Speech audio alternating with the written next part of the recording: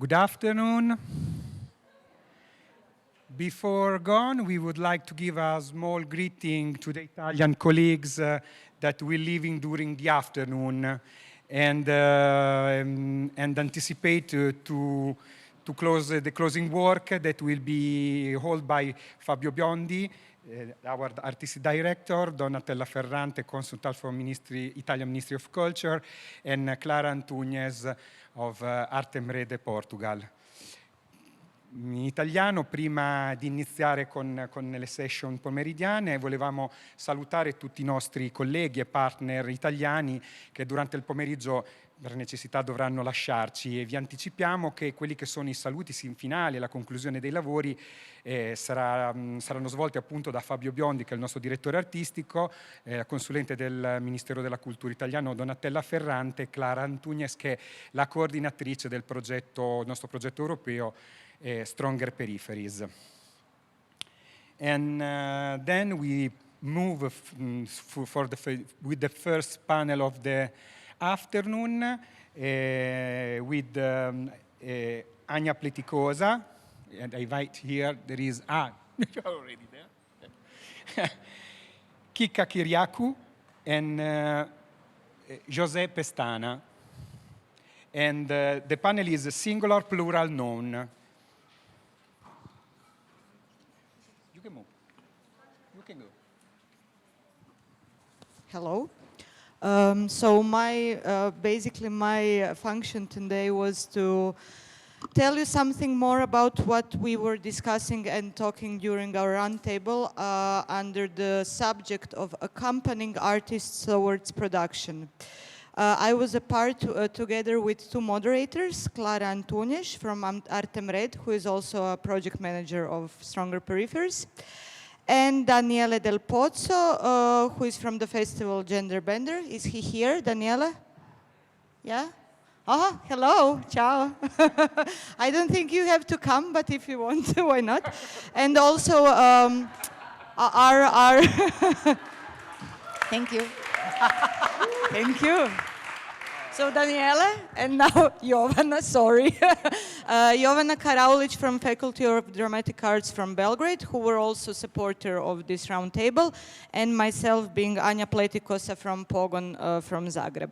So when we met before the whole thing now and here, we were discussing about the structure of the roundtable, and most of you know because you participated. Somehow we came to three milestones which are during this residency process important and crucial, or three phases. The first one was a research or creative residency. The second one was production, which which ended up as one of the most I wouldn't say problematic, but not clear what does it mean, because every one of us has different view or different understanding of production. And then the last one being presentation, which actually is the most problematic for most of us. After we decided about this on these milestones, we started to brainstorm about keywords.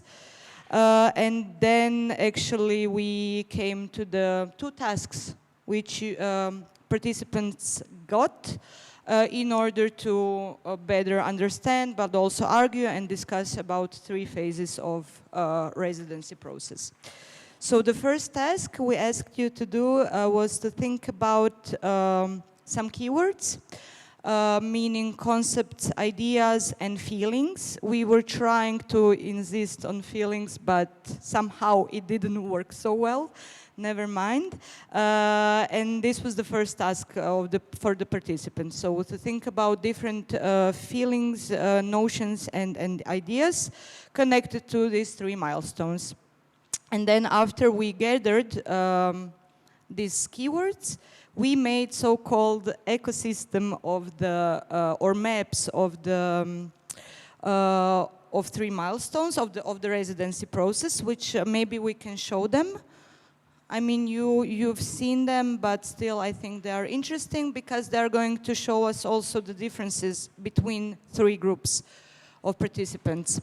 So this was the first thing we did together, and then participants were asked to take two of them, so to see the bigger picture of it, to go outside of it, and then to choose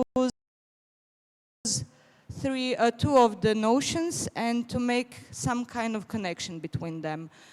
This was the idea, or the purpose of it was to somehow to try to get another point of view about these notions and about the whole process.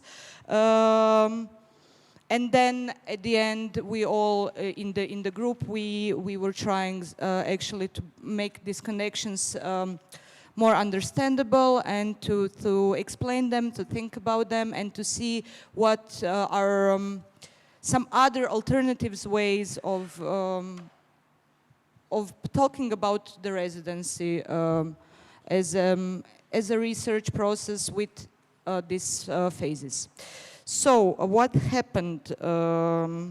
What was also important and what we tried to encourage about, apart from expressing the emotions about the residencies, is to not to stick to your own ideas and keywords, but also to try to see the whole picture and try to also to include other people's notions, ideas, and concepts. So somehow the conclusion is, in general, that there is a problem with the presentation. Mostly, as you can see later, you were avoiding somehow this presentation part. So it's, I mean, it's not abandoned and it's not empty. It's here and it's also full of some stuff. But somehow the emphasis was on this research and creative residency as a phase.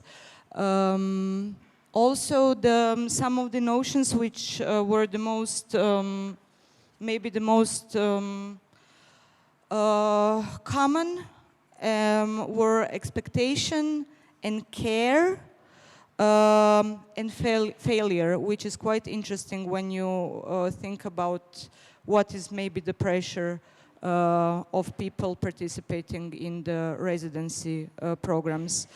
Some of the emotions which appeared, and there are few of them, but still I think they're interesting and somehow symptomatic, are worry and fear, and then pleasure, felicità, and feeling of being lost.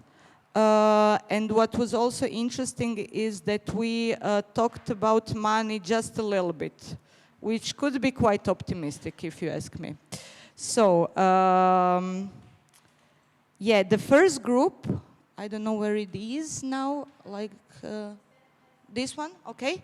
Yeah, the first group was somehow focused on the conflicts. So, and I think it, and as we talked afterwards, it reflects also this conflict about having this nice time, a little bit of expanded time for reflection, and then having this pressure of present something. So basically it was more about conflict between freedom and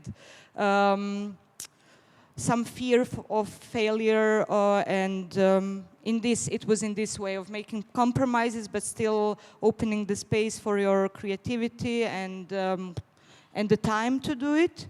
The second group was more harmonious.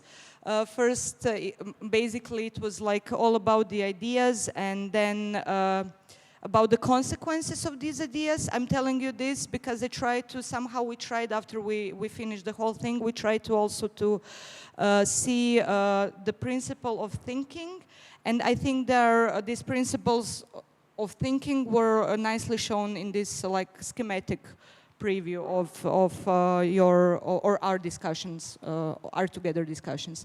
And the third one was the most networking and dancing group. So it was somehow the thoughts were following the trajectory. So somehow it was showing the development of thoughts. It doesn't mean that other groups didn't show the development of thoughts, but basically we tried just to somehow to get some basic lines of our discussions to represent it, and I think it's also nicely, you can see it from these maps or our ecosystems of our thoughts.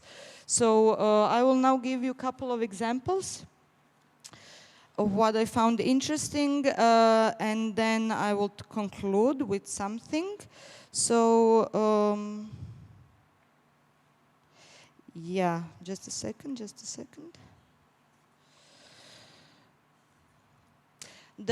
From the first group, we had the conflict between abundance and sustainability, because from this point of view, residency is thought as a process of abundance because you have a lot of freedom and a lot of time, but then at the same time it should be also sustainable, meaning more ecological process. So here on the level of notion, abundance could be in conflict with sustainability.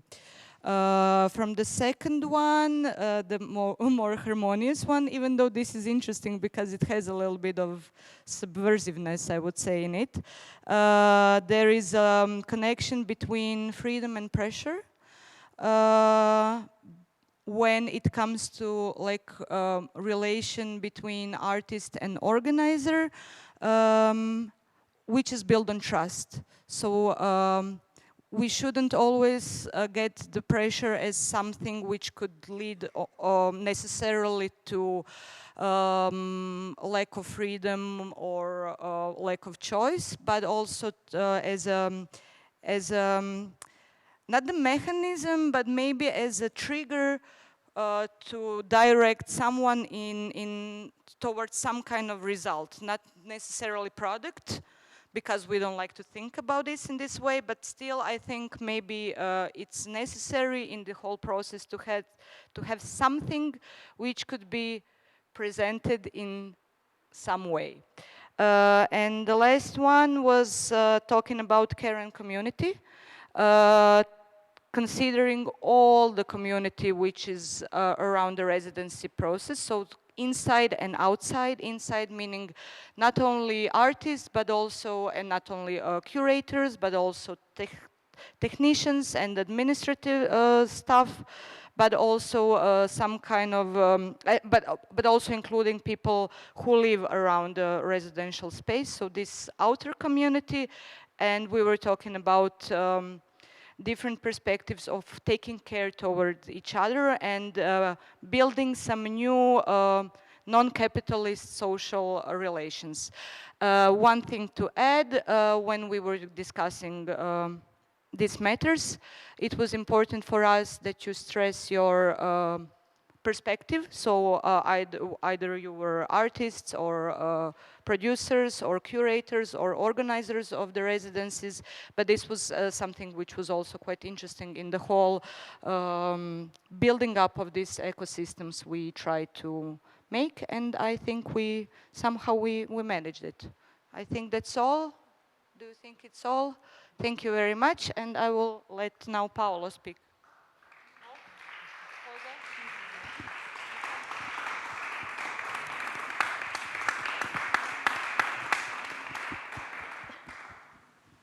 So hi everyone, I'm Kika Kyriakakou. I'm the Artistic Director of Polygrain Culture and Art Initiative. We are members of, partners of the Stronger Peripheries program, and I'm really glad to be here in L'Arboreto. Our working group tackled the topic of bringing the peripheries back to the center of institutional and cultural residencies. And my partners in crime, Ricardo, Margarita, and myself, came up with an amazing layout and methodology regarding 3 questions that we wanted to invite the working groups to tackle. Before explaining the layout and the methodology, I would like to thank Fabio and L'Arboreto for choosing this amazing location for us, the forest, the Manet forest, this beautiful space, which I think that sort of affected a lot the way we worked and the way that the working group developed their ideas. So we have this small intervention taking place now. Just to get the feeling of what some people, might have missed. Okay. Oh, nice. Thank you. Thank you. So we were trying to protect everyone as soon as they reached the forest, from the mosquitoes. We sprayed everyone just to make them safe. And as soon as they reached the beautiful location, we invited them to choose a place. We had these 3 different places that they should select from. The first one was the margin, the other one was the center, and the last one was the periphery. So as soon as they made their selection and they felt comfortable in their selected place, we invited them to rethink their option. And they had the chance to sort of change places. As soon as they did that, we asked them a very basic question of our methodology, which was what was the place, where they are in their place of transformation and why.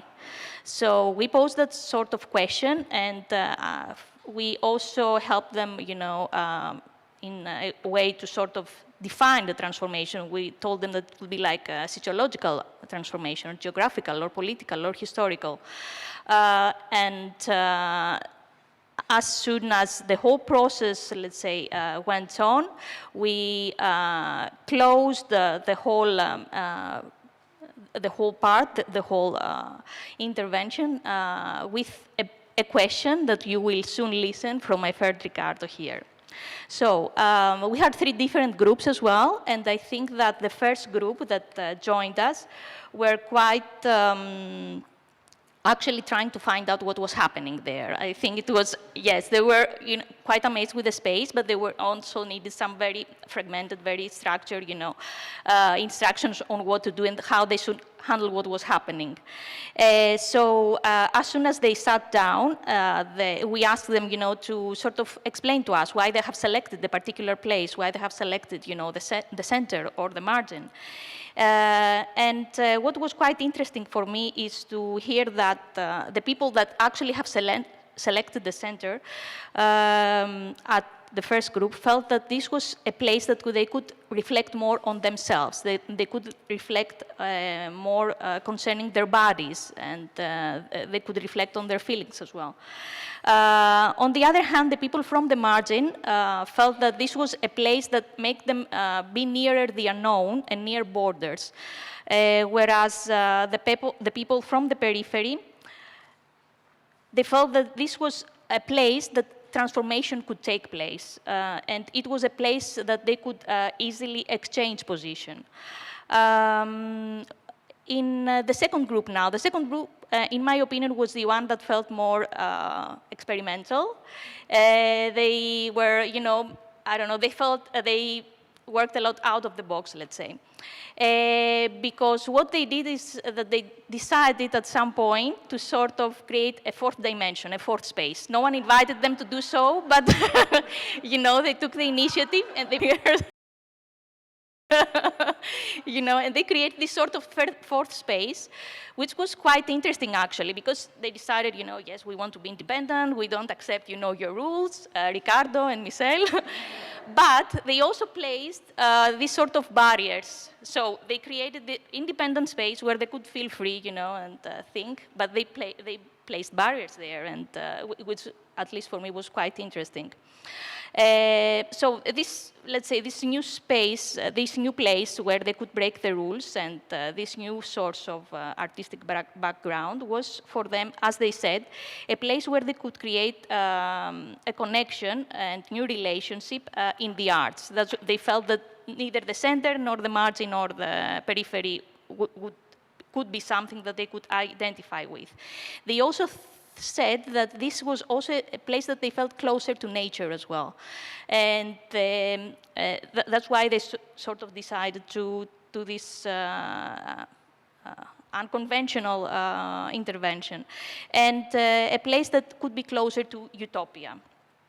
Regarding now the last group, although while they entered our space, it was difficult for them to take initiative, or at least this is what we felt in the very beginning, because we invited them, to rethink their choice and perhaps choose either the margin or the periphery or the center and exchange ideas. They stuck up to their decision, but later on they decided to make a revolution. They stood up, they broke the barrier. People from the center and the periphery sort of got together. And this was like a quite interesting intervention for me as well. They also said that they felt that the margin, at least for the people staying in the margin, for them it's not a location, it's not like a proper place. For them, it is a state of mind, and it can be like a very practical landscape. So I would like now to invite my friend Ricardo to ask you all a question, which we feel that it would be very interesting to answer. Thank you, Ricardo. Thanks, Kika. It was amazing, your job.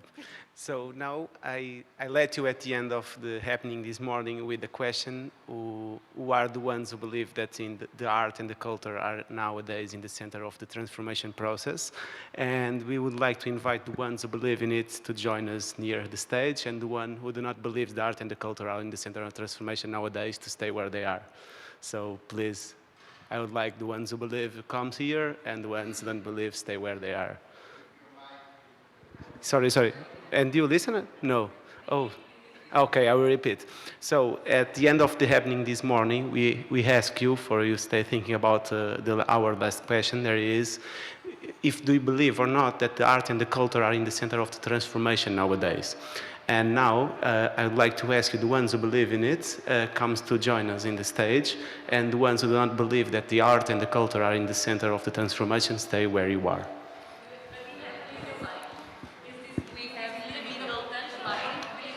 Let's see.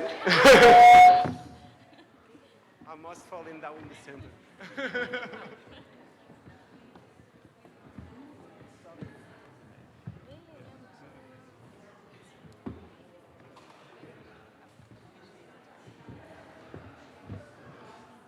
Tutti adesso, eh?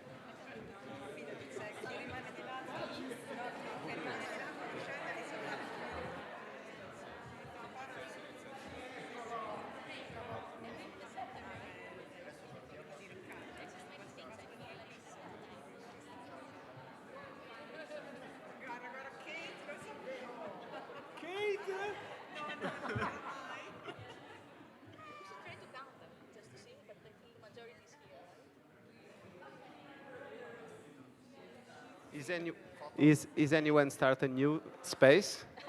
Are you breaking the rules again? So the ones who believe that the art and the culture are in the center of the transformation process nowadays comes to the stage behind us, and the ones who do not believe stay where you are. And what's the margin? That's the margin? And I don't know, maybe they are from the new space.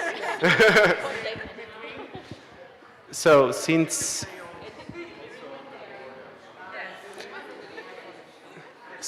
you are a space of nowhere, I will start one of you to explain why you are here. Well, you want to explain? No, you. I mean, we did not have an agreement, so I would say what I believe.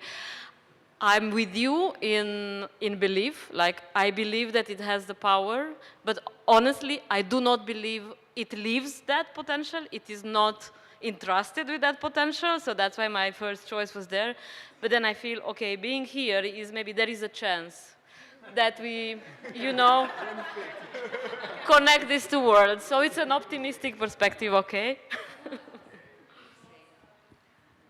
Thank you. No, I join her. Now I join her. We have some movement in the room.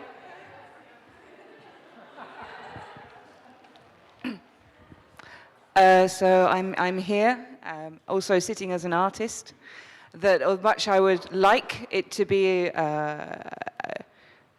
definitely art is the possibility for transformation and change. This for me is a given, but I do not think it is at the center of change and transformation, and nor is the only way, so therefore I'm sitting here.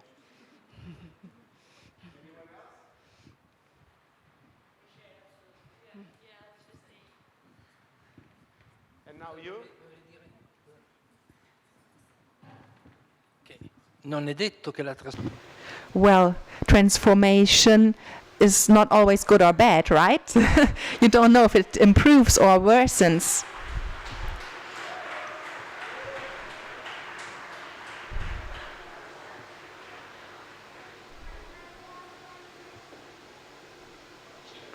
Well, and it doesn't depend on you or on us. It's just a matter of fact, I think.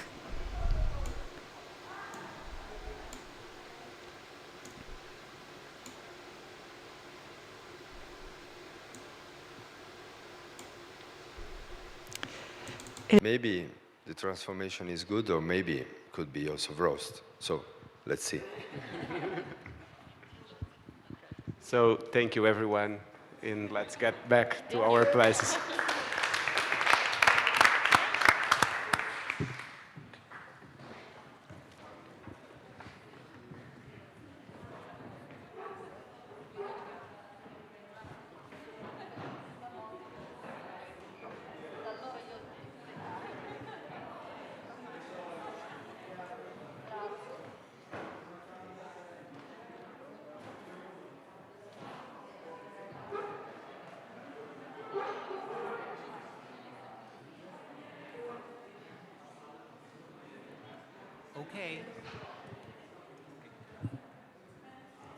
Okay, let's continue with the third roundtable, entitled Building Bridges Across European Sense.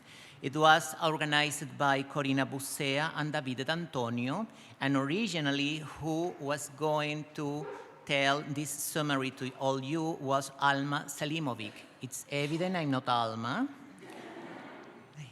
But curiously, alma is the Spanish word to say soul, anima in Italiano. So soul is what we have tried to emerge from the different groups, clusters, and imaginations. We are fully aware the method used implied a certain implosion, but these kind of group activities are useful to make some content emerge. And it's common in theatrical improvisation, as some of you already know. Well, I'm going to start with a brief story. Once upon a time, my drama teacher told me she has attended a performance by Brazilian actress Denise Stoklos, who had been fiercely putting her body to Schiller's Maria Stuardo. Stoklos catch a monologue with all Maria Stuardo, my goodness. Stoklos catch the guy from the audience recording her. She said, "The theater is unrepeatable." I guess that this phrase doesn't need any translation. I agree, but different from Denise Stoklos, I'm going to record this intervention with the purpose of having a first whole impression of the nuances of the participants' souls we have observed this morning. Interesting, we worked in the liminal zone between the theater and the forest, as you know. From the statements generated by Davide's thoughts and the keywords, so we stimulated the groups to make statements, a single statements, trying to answer Corina's question. What are the key elements in today's world, inside and outside the artistic field, which influence Europe and European sense today and their dynamics? So,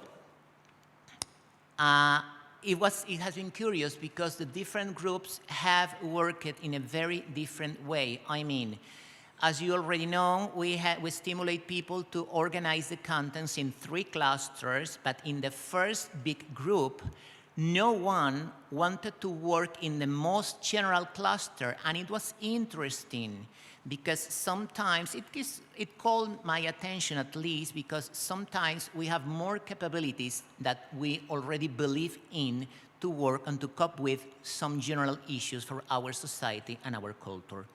But well, I'm going just to organize, this is a kind of improvisation, all the different general statements trying to find a single narrative, not the only one, just one first general impression.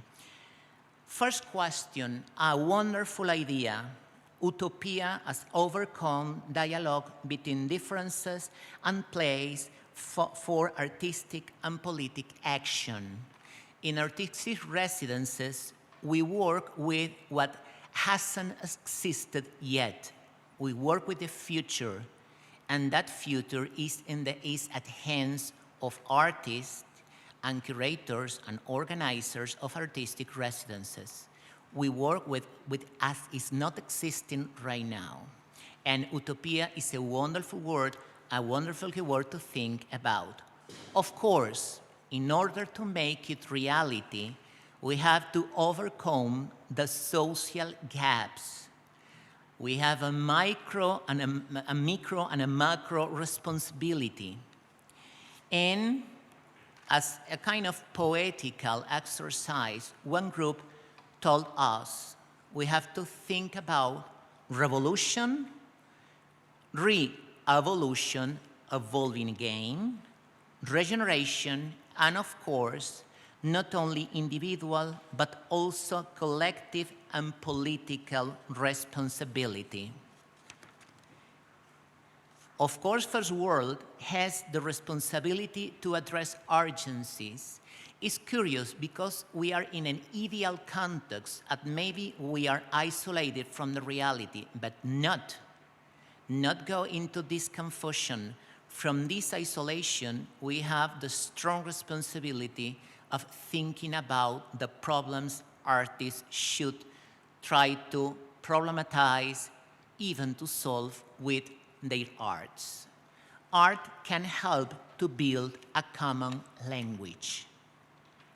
Also, art and culture do have a role in showing and being responsive to the crisis of the world. Crisis is a very curious word.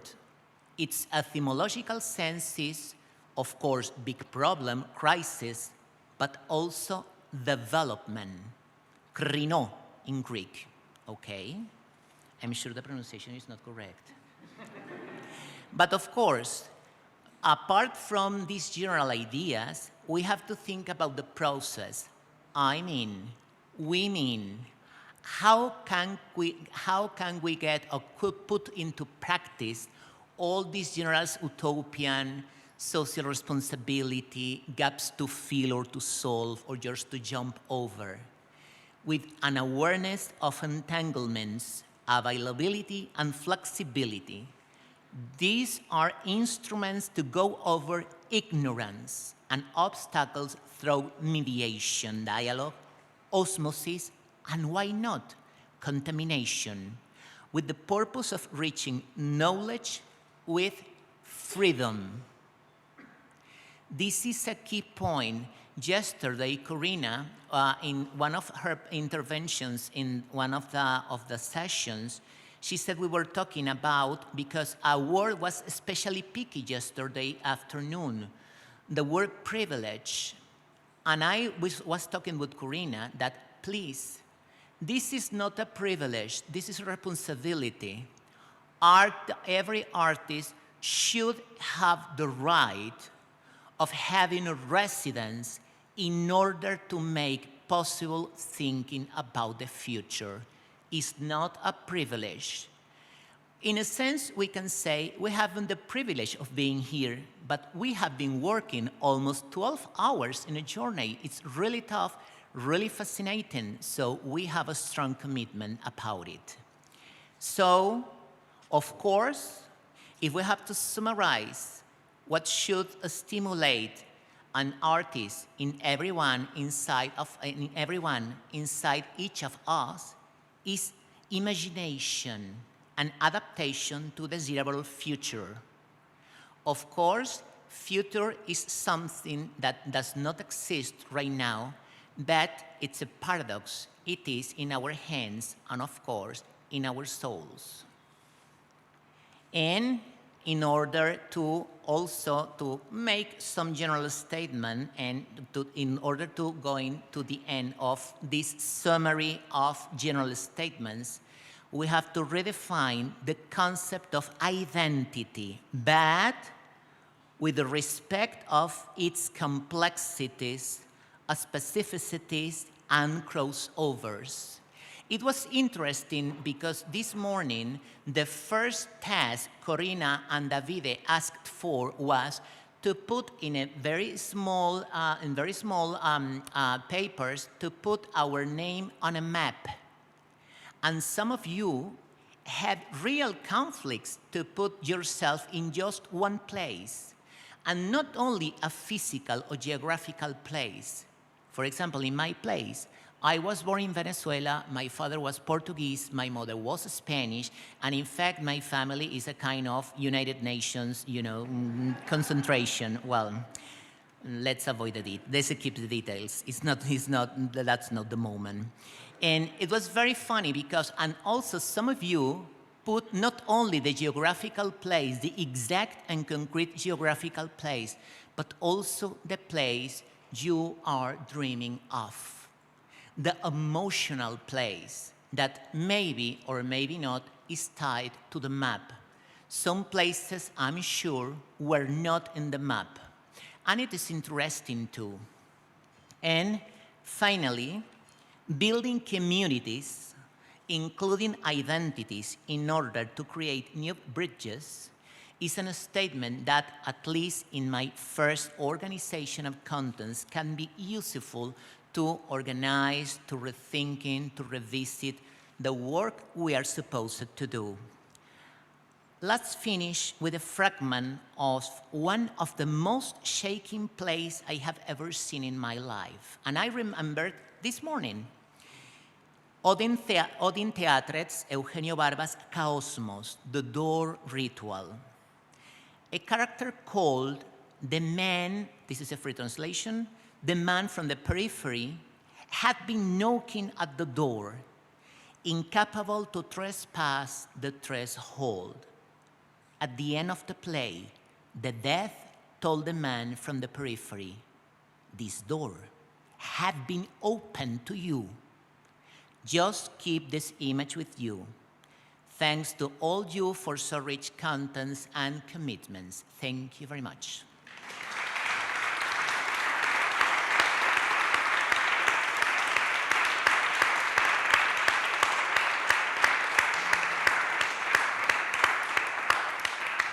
And of course, Corina, Davide, if I forgot something that it's absolutely possible, please, you are invited to say.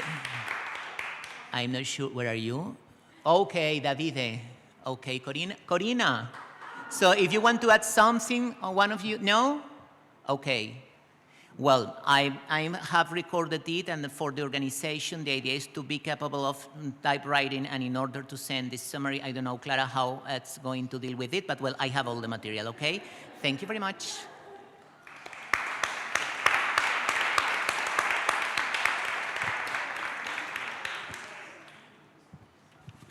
Okay, you can leave the stage Of course.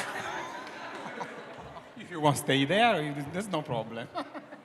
Well, I have my own inner stage.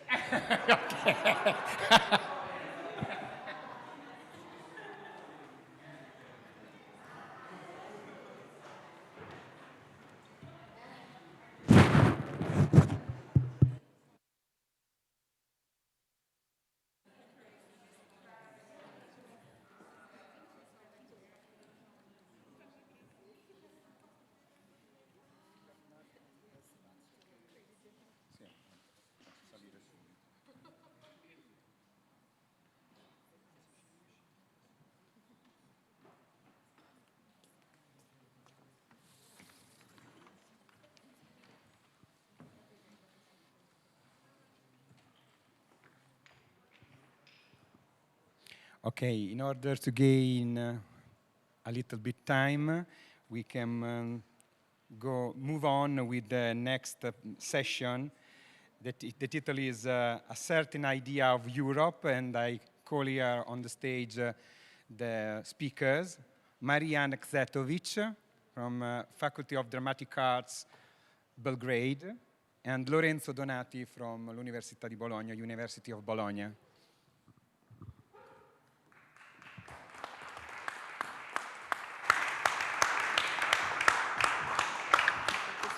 Yes.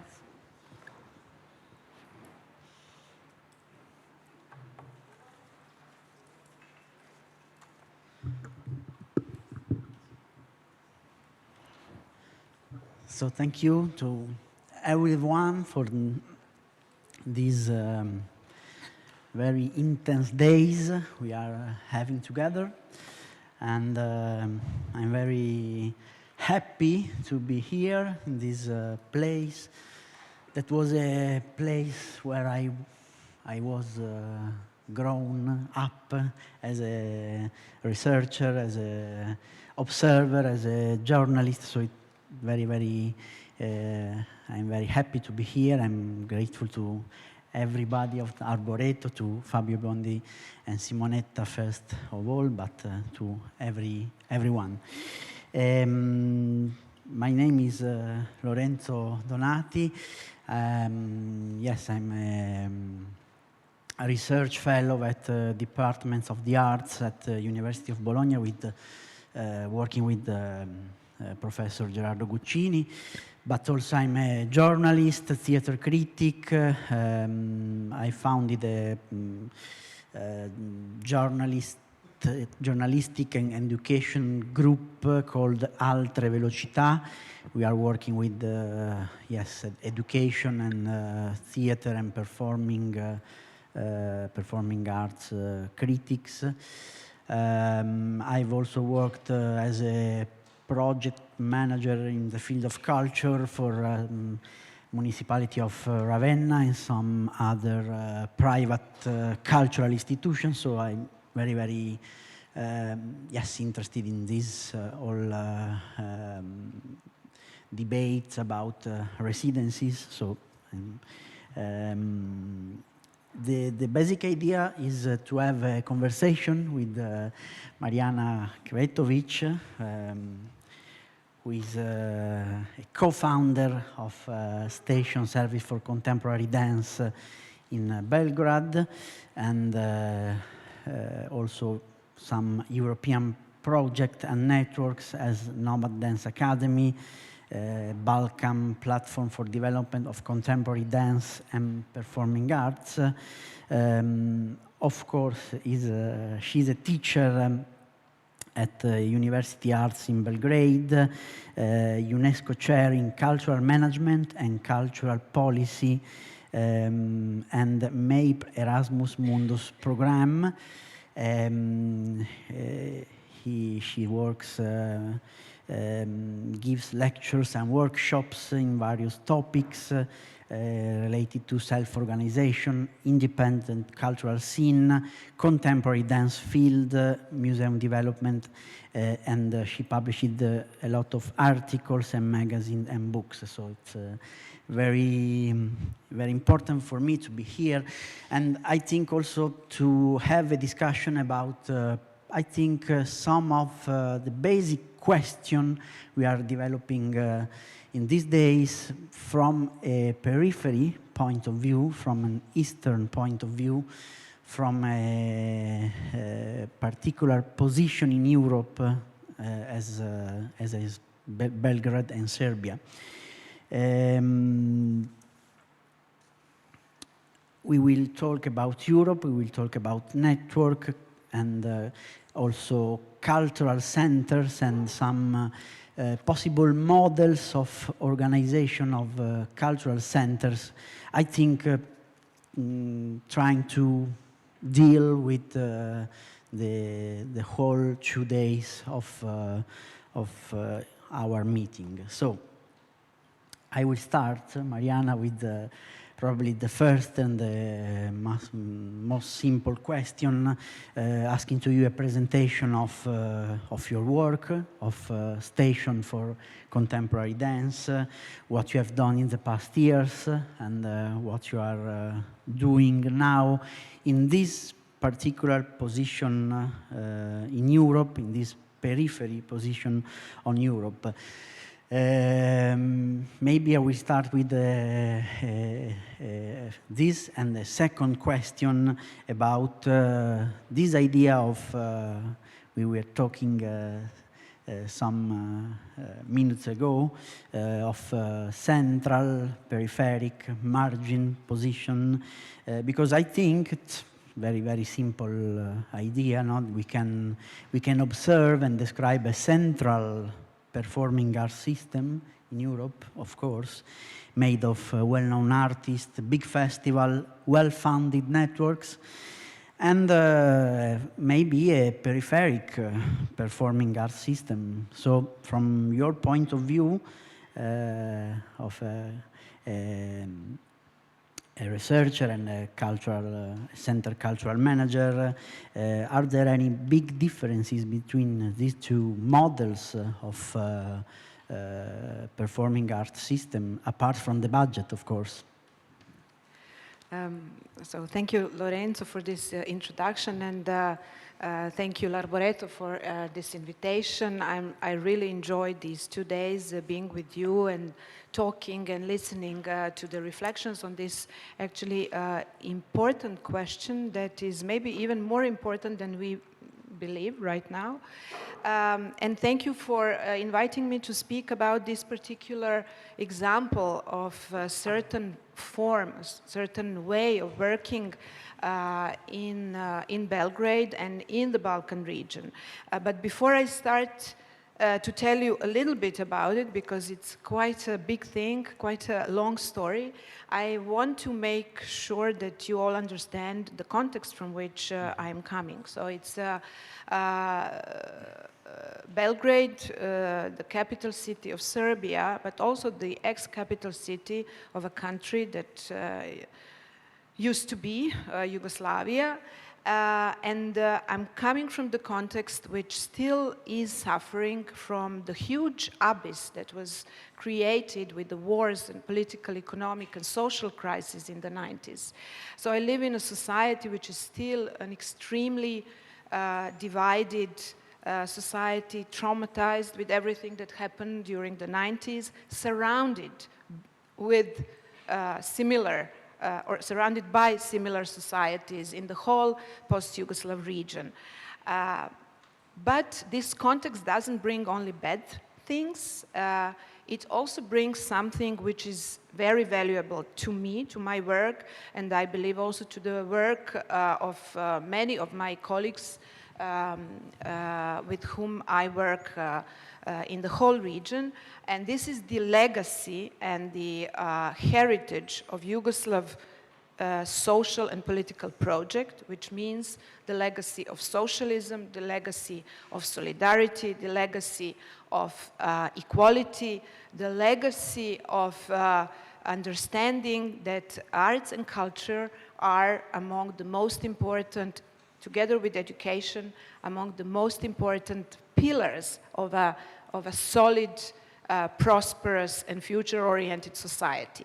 So, in spite of the fact that the wars destroyed these pillars, destroyed this whole social construction, there are still people, and many of them are in the field of arts and culture, that do recall this experience, that do research this experiment, and that try to take out of it some good lessons and some foundations that can be the foundations for the future.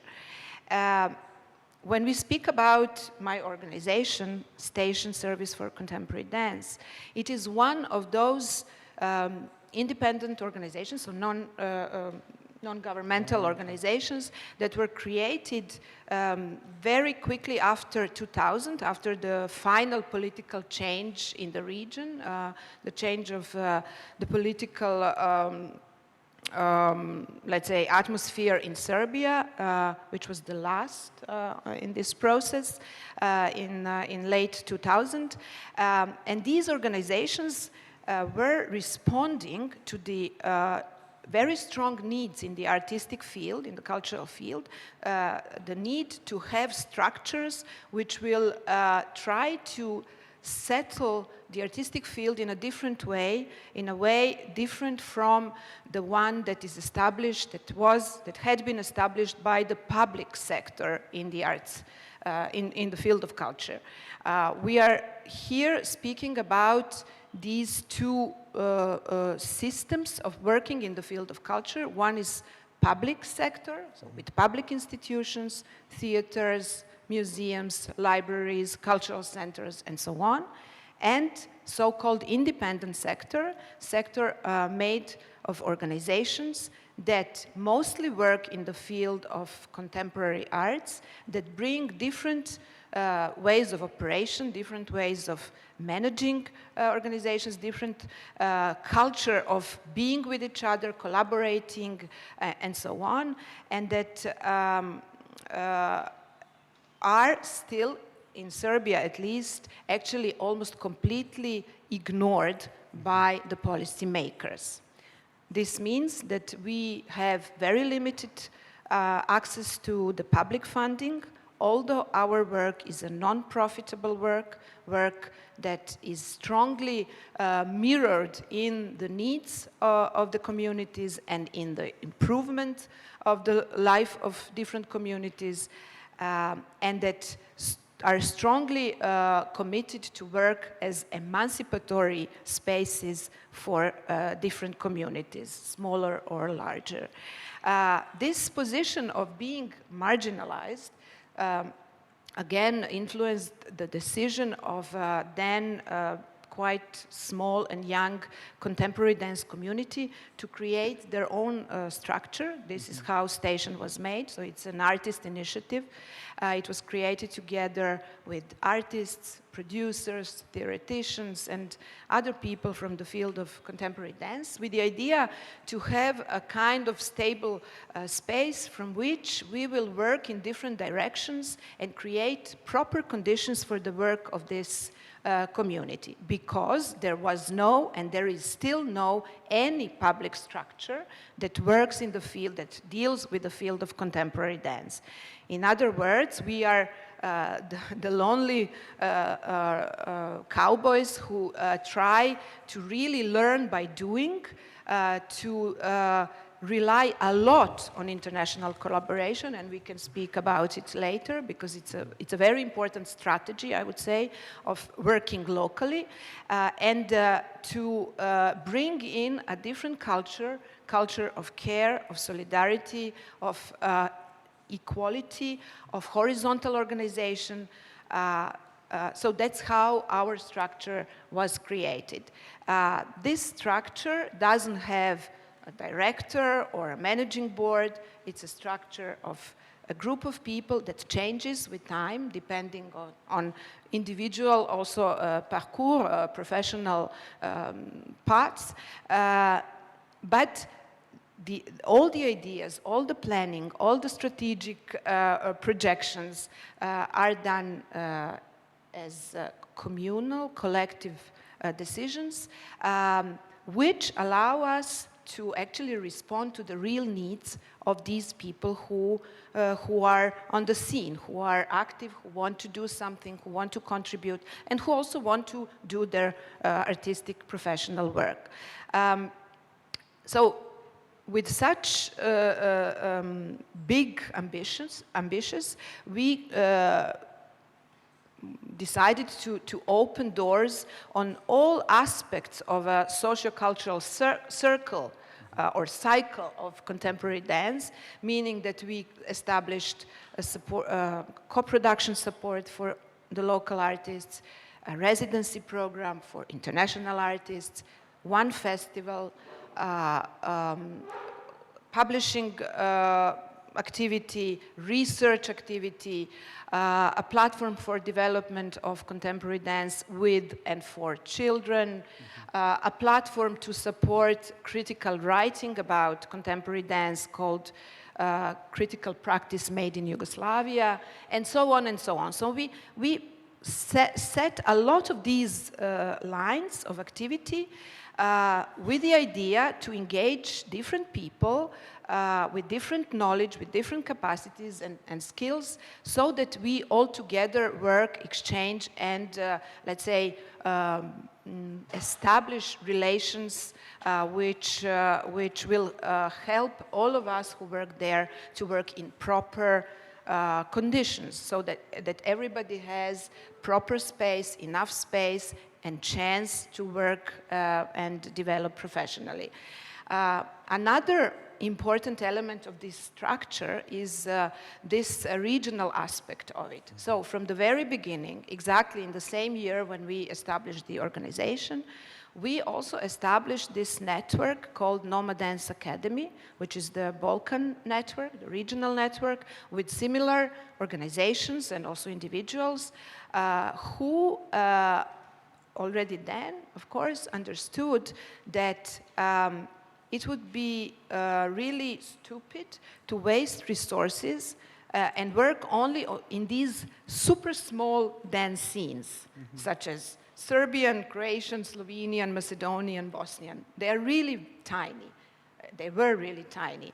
And we said, okay, let's unite our resources, our knowledge, our contacts, everything we know, and do things for the whole territory. In this way, we also opened much larger space for our local artists, so that through the network, the artists from one country could really use the space of all these countries covered by the network.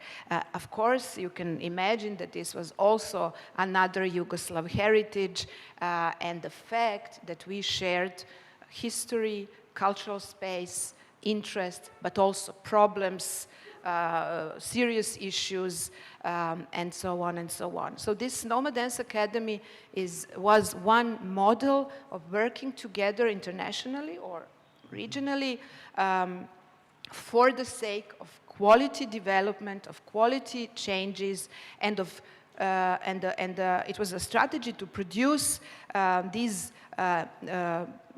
practices that may be presented to the policymakers as possible examples of how to collaborate, how to work together, and how to use small resources for bigger communities and bigger purposes.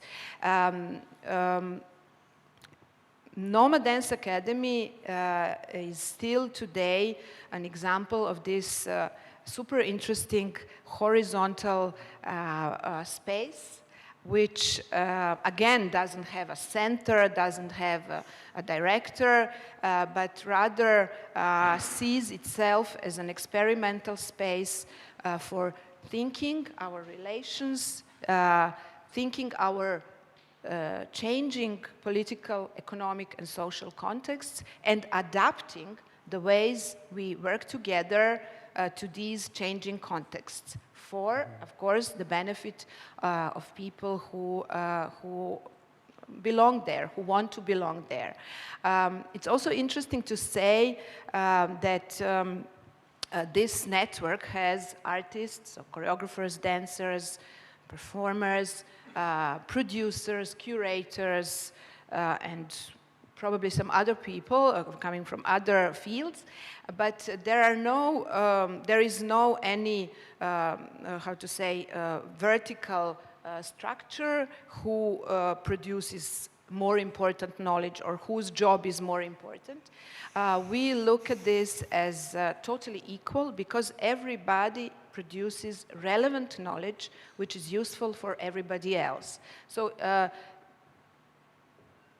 we say, like, all is education. So every work brings something for us to learn. And every aspect of the work, be it administrative, curatorial, or artistic, is equally relevant and important. I'm saying this because we also had some small discussions around the residencies,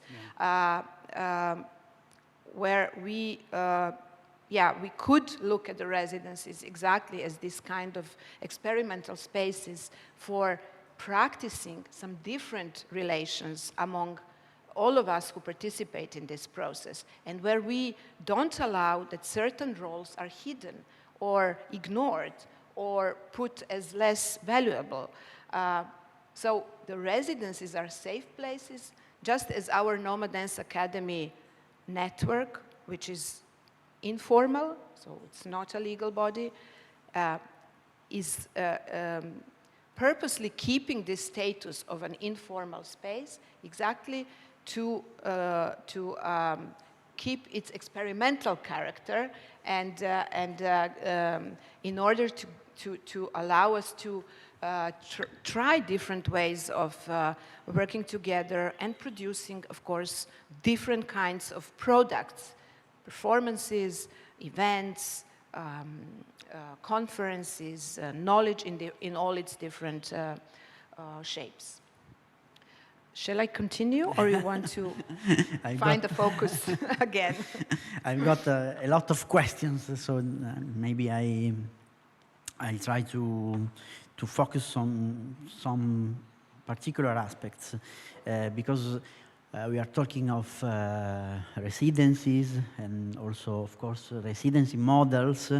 I think all the European partners of this project, this European project, should tell their story about their model of residency. It's very, very interesting. But I think that your story and your particular story of Magazine Cultural Center, maybe we should focus a little bit more on how it is organized, because I think, well, it should be a very interesting story to tell the independent cultural center story in Europe, no? From the big institutional cooperative models, like, for example, La Friche in Marseille, or independent anarchy model like Metelkova in Ljubljana. No? So I think a story of Magazine and this idea of rethink the governance inside model, I think should be very interesting. And the second question is, hearing your story about the lack of institutional and governmental funding, the single question is in which way you have found funding and budget to produce residencies, works, the Condense Festival in Belgrade, and the others activities you have done. Okay, so I will start from this second part to continue what I've already said, how we sustain our programs and how we make them happen.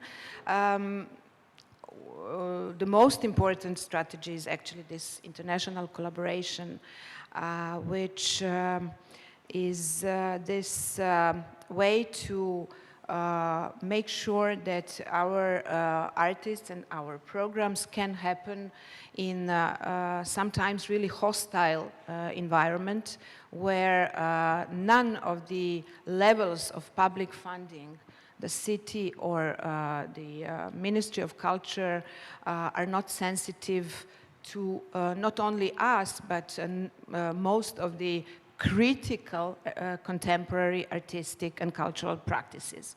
This is very important. We don't produce events, just, that attract a lot of people. We produce social situations in the form sometimes of event where people meet and critically discuss their reality. It can be their artistic work, it can be cultural policies, it can be also some broader and larger issues such as political issues, economic issues, or social topics. So in that sense, if you don't have this kind of local support, you build networks, you build collaborations, and you make sure that in the times when there is absolutely no local support, however, you can still continue to work, and you can provide, if not in Belgrade, then somewhere else in the territories of our partners, some conditions for these artists to work and produce. In other words, we have a lot of European cooperation projects with different networks, and also some other kinds of international grants, but around 80% of our funding, which is again, not too big, but still around 80% comes from the international sources. But this is not only about money, it is also about these long-term relations with partners with whom we find common ground to exchange and to think and rethink the ways we do, we work, the conditions in which we work, and also to present our artists' critical artistic projects as equally interesting, relevant, and important in an international scene. And this is also how we use in a good way the Noma Dance Academy network, because this region I'm speaking about is a very unstable region, and we always have moments of crisis almost permanently, at least in one of the countries.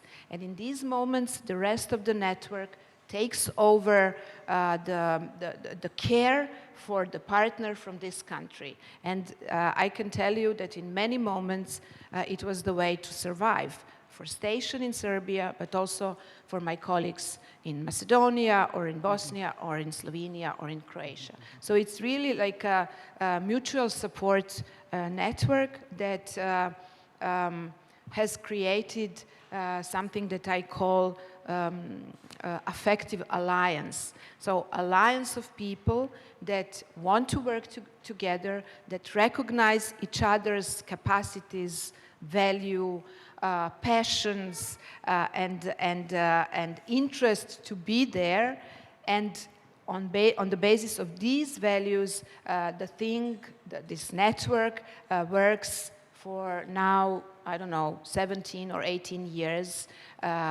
going through many, many difficult and crisis moments. And when I mention this affective alliance, this strong connection in a group of among the group of people that don't have always to be best friends. It's not about that. It's really about the commitment to a certain culture of working together that is based on mutual support and solidarity. So another affective alliance that I participate to, or that I, let's say, have been building together with my colleagues is this Cultural Center magazine. It's an independent cultural center situated in the very center of Belgrade that was opened in 2007 with an act of collaboration then between the independent scene and the city of Belgrade, so the government of the city. But very quickly, with all these turbulences and all these pressures coming from the turbo capitalism entering Serbia, this changed into a kind of conflictual relation that finished after maybe 5 years by the city getting out of this partnership.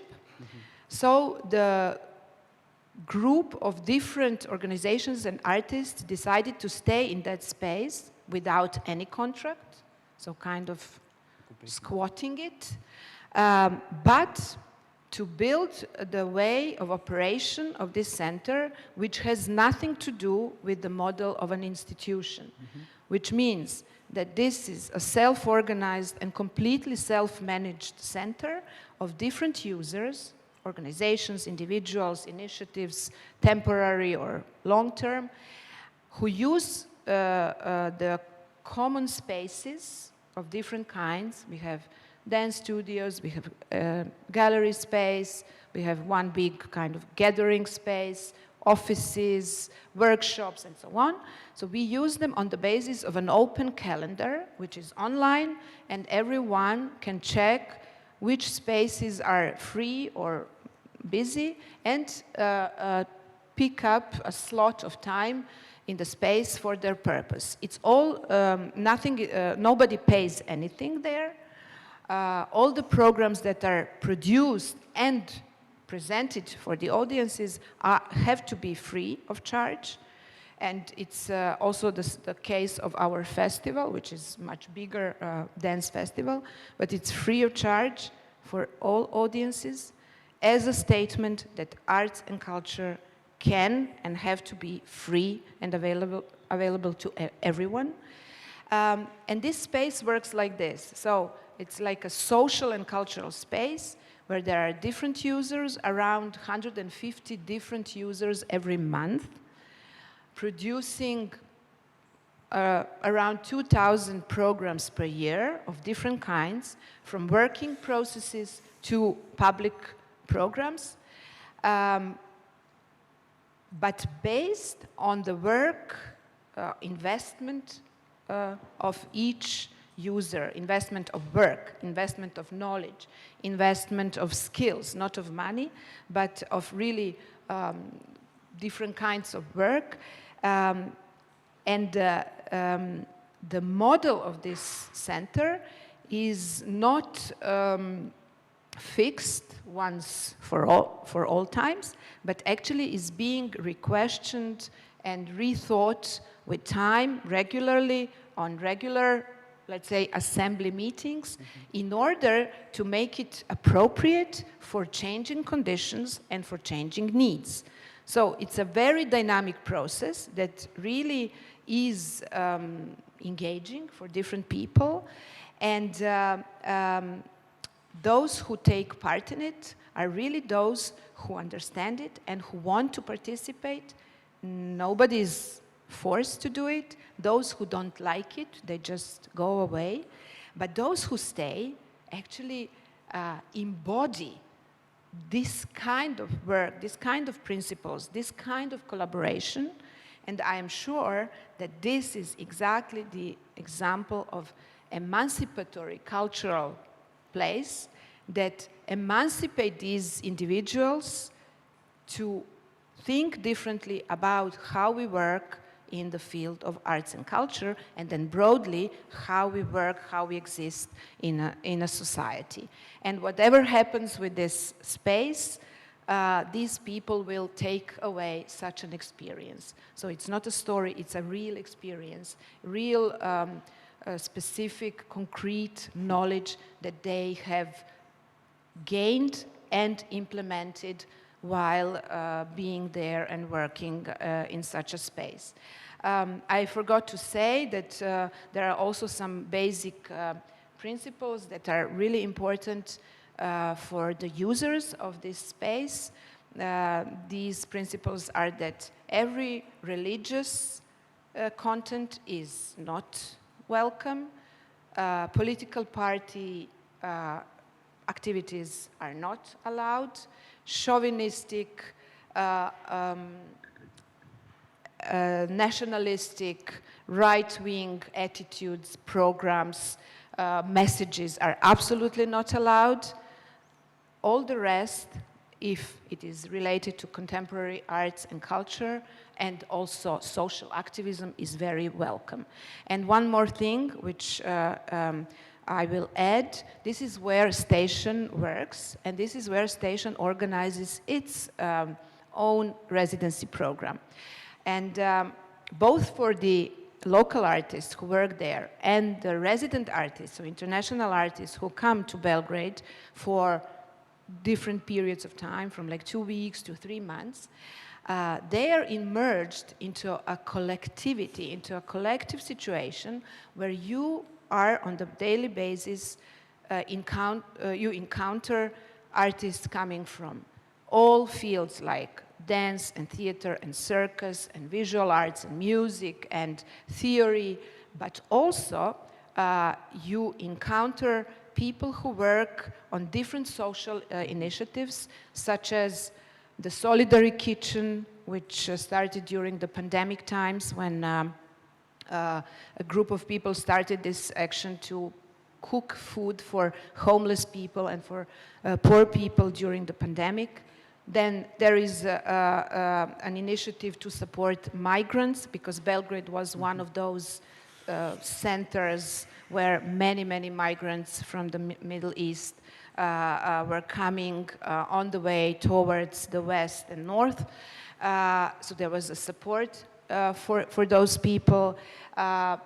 There is an initiative that gives legal support to people whose only homes are taken by the banks and big companies because of some small debts, and so on and so on. I'm saying this just to give you the impression of this mixture, of these encounters, of these contexts that meet each other and that absolutely always feed the artistic and cultural work of artists and people who work there. So it's really like a fertilizer for different artistic practices, but also for different ways of thinking how we work, under which conditions, with whom, and with what effects on our social environment.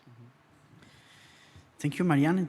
Very, very interesting and with a lot of possible questions that which we can discuss for hours, I think, because one interesting point I've noticed is, for example, your model is maybe the opposite of traditional model, or for instance, in Italian model for funding, that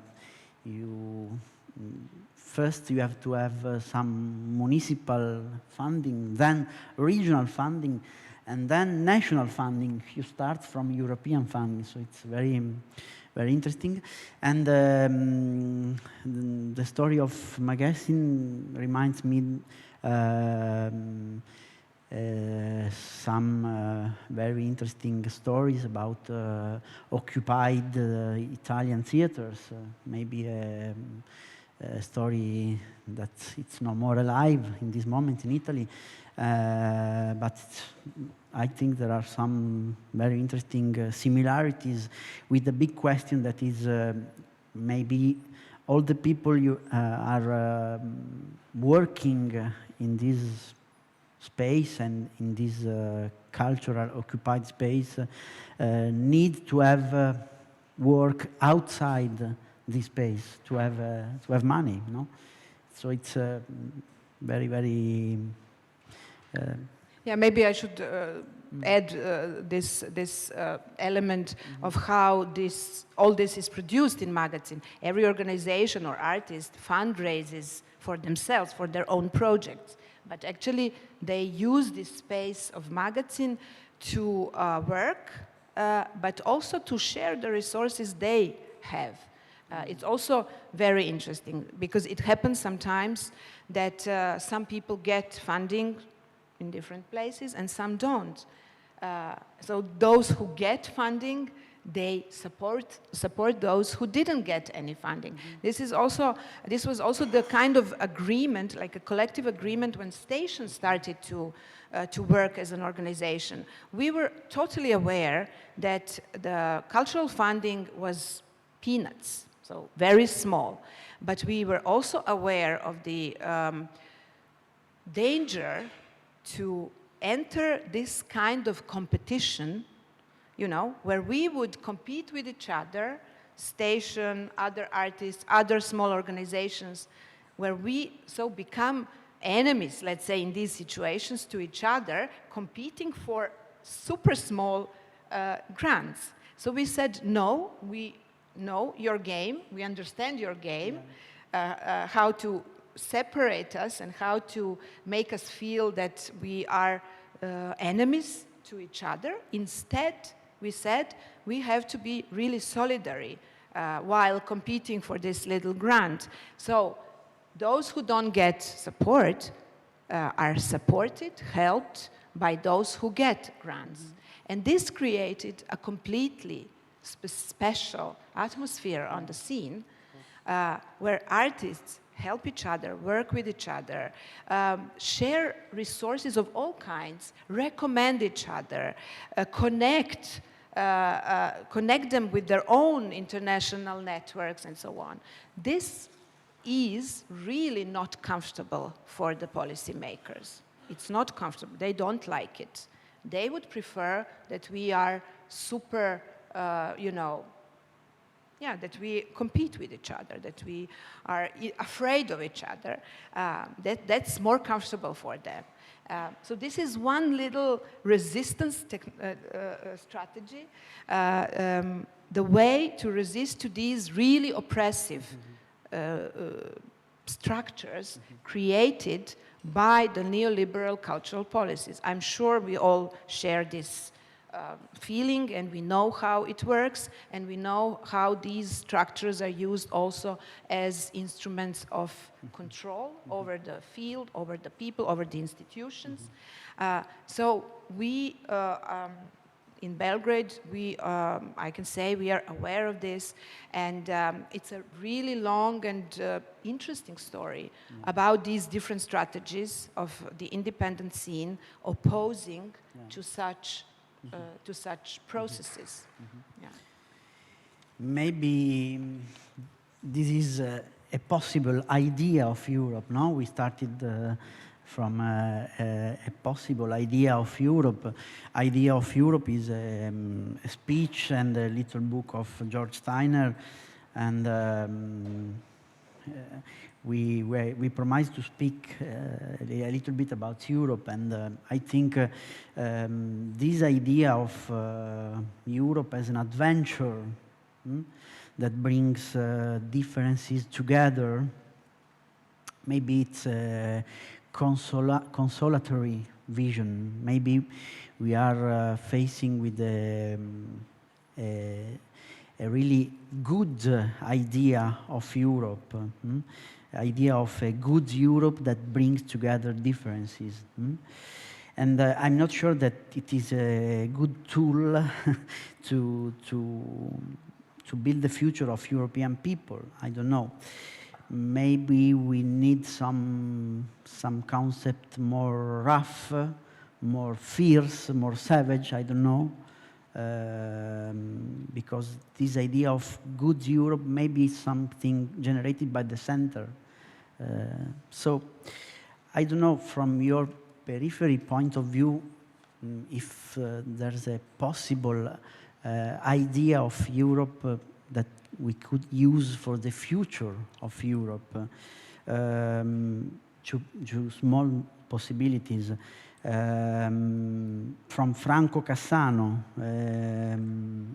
a meridian thought, so a meridian Europe seen from the south, so a non-growing Europe, a Europe not subjected to the dominion of performance or performativity, accepting the authium that allows the unexpected.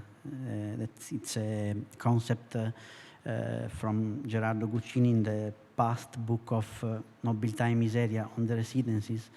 Or another possible idea, the Europe of differences. So not an Europe of identities. So maybe the idea of Predrag Matvejevic, Mediterranean Europe. Mediterranean people are very different from mountain people. So we should not abandon or dilute our differences. It's very, very difficult to stay with differences, no? But leave the difference work to rethink the opposition, the sense of opposition. So we have some minutes more, 3 minutes more, yes, to Well, it's a big and complex question, and my perspective always bring there the perspective of Yugoslavia, because it was again a kind of country with a lot of internal differences with different people, different histories and different cultures. And today I have these, how would I say, double perspective on Europe. On one side, it's this beauty of differences of people in different corners of Europe. I'm not speaking only about European Union, but really of Europe as a continent or as a kind of historic and cultural space. But on the other side, I also see Europe as a pressure of capital, as the capital as a central force that runs all the political and economic processes, and that endangers or put in danger this original idea of Europe as a community of people, different people and different with different cultures. What I see in the way I work and we work as initiatives and organizations, practices coming from this part of Europe is like a possibility to bring some different perspectives to Europe, different perspectives through artistic work, through cultural work, through ways of operation, through ways of collaboration that bring the heritage of projects such as Yugoslavia, of projects such as non-class society, and also of political projects such as non-aligned movement, if you know what it is. It was a huge political movement that started in late 50s as an anti-colonial project of the so-called Third World to emancipate colonies from the colonizers and to propose a different way of development of societies than the two blocks then existing and polarizing the world proposed. So these historic lessons, with all their good and bad lessons, actually aspects, could be and should be actually taken into account when we reflect and rethink the European project today, with all its problems, issues, stuck moments, stuck situations, and so on. Thank you.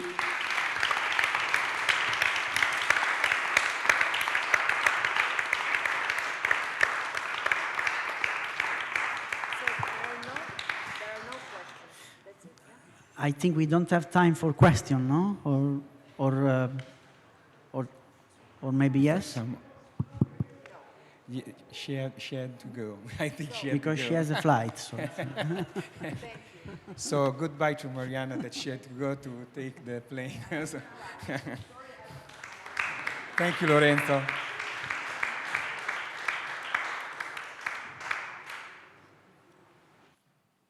Just a minute to the sanification moment.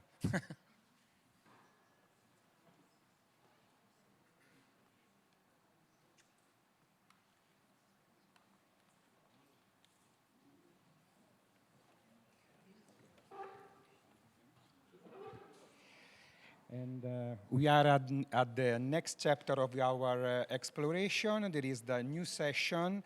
The title is The Future of Residency in Italy with Views on Europe.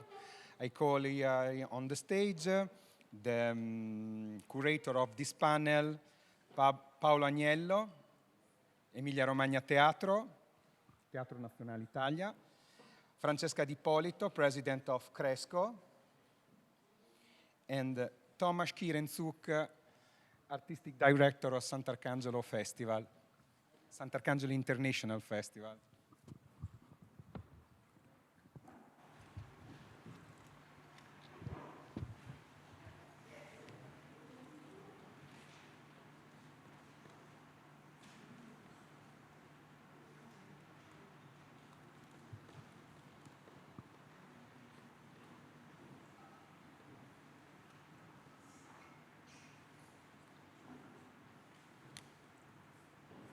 You can start. So, hi everybody, I'm Paolo Aniello, at the moment working in Emilia-Romagna Teatro Fondazione,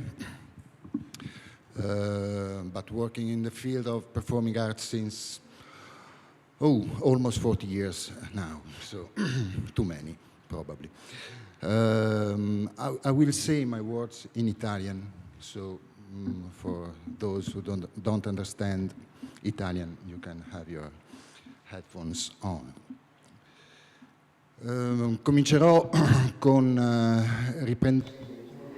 I will start going back to the words of Gerardo Guccini from yesterday. Residencies in this moment,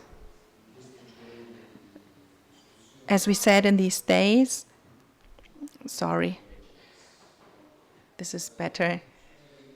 Well, residencies are vital for the theater today, for the training, self-development, knowing, developing skills, having a training, know the territory, other artists, and all that is involved. It's in the DNA of the residencies.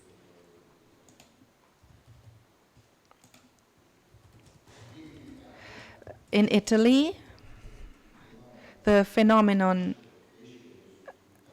of the residencies actually came from an input of the system of the theater in Italy, because there were new needs in the field of creation and of the relationship with the territory. It's not the first time that this happens. Actually,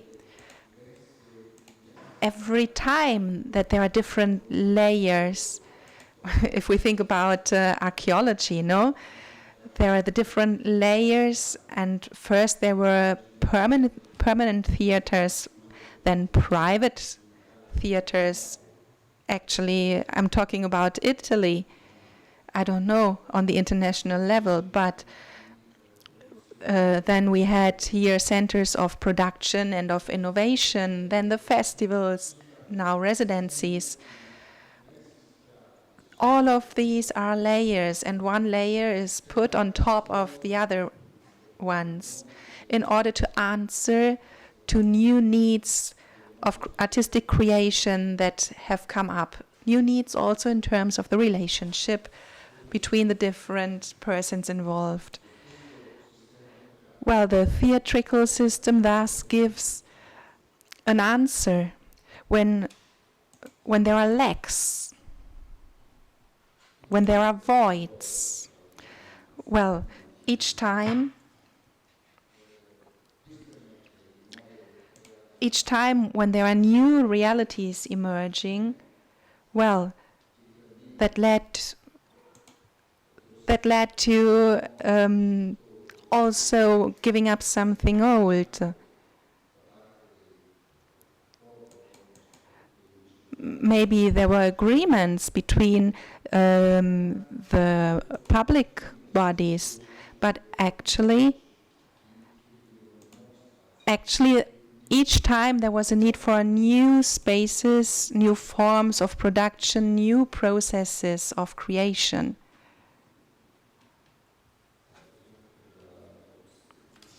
I speak slowly for our interpreters. Well, actually, each sector and field of hospitality or collaboration in Italy never became like a real sector. that was closed, like a body that did not dialogue with the other elements, if not only in functional terms. So maybe, as Guccini says, this is what is so beautiful about the Italian theater, because when there are difficulties, there are also new opportunities. Opportunities to invent new systems in order to support the creation in the artistic field. I'm not so optimistic, unfortunately, as Gerardo is. Obviously, it may be beautiful, but it's also true that this system of layers, one layer on top of the others, actually leads to something being dominant, also in the field of financing. So again, history, even if ancient and not contemporary, and the possibility to create artistic performances today, well, actually, I think they damaged the system in Italy quite a lot. I think sometimes you need to reset. You need a new policy. You need a different approach. You need to be more efficient. But still today, there is a way of thinking that is kind of ancient, 40 or 50 years ago, so there was no reset. Why do I say this? Because we are talking about, well, not only residencies, we're talking about modalities, modes of support of production and creation and growth, obviously, growth of an artistic thought that never happened before, like today. Like we talked about it yesterday, and now there is like a relationship and contact between the residencies, the ministry, the regions. So that's very positive and efficient. So now there is a support, and I'm very glad to hear that the work is supported and there's a development in Italy in this moment. It's a good direction in order to create connection, to link the dots within a system, in order to integrate a system that is like a supply chain. Well, when I want to be pessimistic right now, I have to say, okay, it's a good try, it's a good intention, but I don't really trust in it. Because if we build something like an integrated supply chain, I don't know if we can have this within a short or medium term. We really need to revise the politics between state and region and everything. I still see instead that there are relationships between the Italian or international network. Well, the residencies are used like something you can show off with in the ministry, rather than really being convinced of integrating them in a supply chain that works efficiently, in order to have a training for the people involved in it. So I think that would be fundamental. I wouldn't hope that the system of residencies undergo what other sectors underwent when it comes to public financing, like the innovation centers, for example. Now there are expectations and hopes for the modalities of actions that are developing right now, and right now it's a vital question. So the public support is there, but they tend to always diminish. Well, especially if you think about national, regional, or local levels, no? Who comes last has less money. Anyway, in order to maintain our freedom and liberty in acting as the residencies do right now, I think it could be or should be necessary to act, as I would like to say, by enlarging the market, expanding the market. Because within the system you can come to a certain level, but you have to go beyond that in order to create greater richness also in the artistic proposal. So enlarging or expanding the market, that means within the system and in an organized way and on an international level.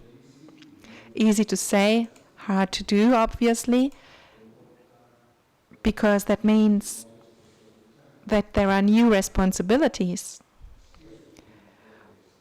for residency holders as well as artists. So we were talking about accompanying artists. We talked about it yesterday. Now Ivanov, what was that about again? From Barcelona, right? Who was it talking about it? Anyway, what does it mean to accompany something? And maybe on an international level, what does it mean? Capacity building? For whom? For the artists? For the residency holders? Or for the people who manage or offer residencies? Maybe there are new responsibilities also when it comes to making choices. Not everyone is ready to be confronted with an international plan. Maybe sometimes you need help. Sometimes you need knowledge on an international level. Sometimes you need to know the different realities, the different backgrounds. So, what is the right way to do it? Accompany an artist? What does it mean? How can I give a sense to the work he does during a residence? That also implies operating with a different type of actions. And that's not always easy. If we haven't done it yet, maybe there is no map to follow. We have to see what opportunities there are and what characteristics on the European level. So we have to have a look at the combinations of the different possibilities. So if we want to work in the international distribution on the market, well, what do we have to do? Now we are still in the beginning, like even before the preparation, what do we have to do? What can our colleagues and friends do in order to offer something, in order to help to develop a training, let's say, for an Italian group? Well, the Italian residency, from my point of view, needs flexibility. This path, obviously, can also lead to benefits for the international level.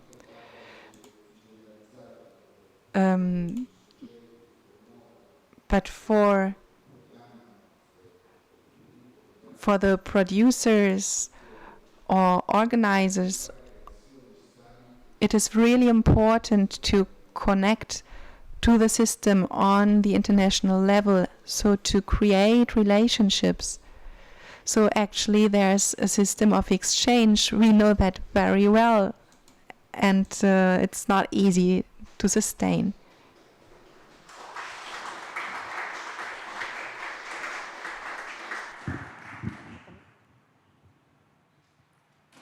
Hi everybody. Forgive me, but we are all tired, so I want to say that I have changed in these days, in this process, all my thoughts. So I will speak in Italian because this is radically changed with you in this relationship. So I begin to speak in my language. Thank you. In the process that we have gone through together, because what we've shared was in a small form, a residency, it would be strange to have the same feelings that I had when I started. That is why I will look for new words in order to give you the statement, the message, and the values of Cresco. And I will try to speak slowly.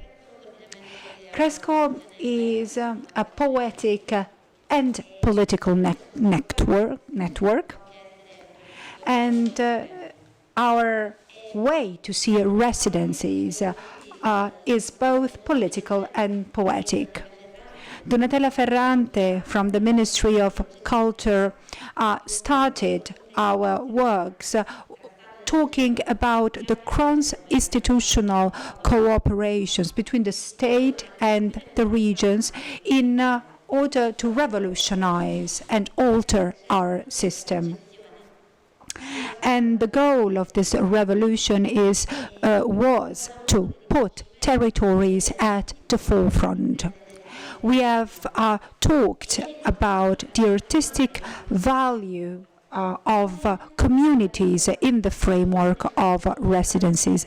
And yesterday there was a question, how can this care be continued in the peripheries where residencies are placed and where artists come and go? Well, we should start from the quality of the artistic process in order to impact socially, politically, environmentally the society, never the other way around. So we should keep working, doing our job, carrying out our craft.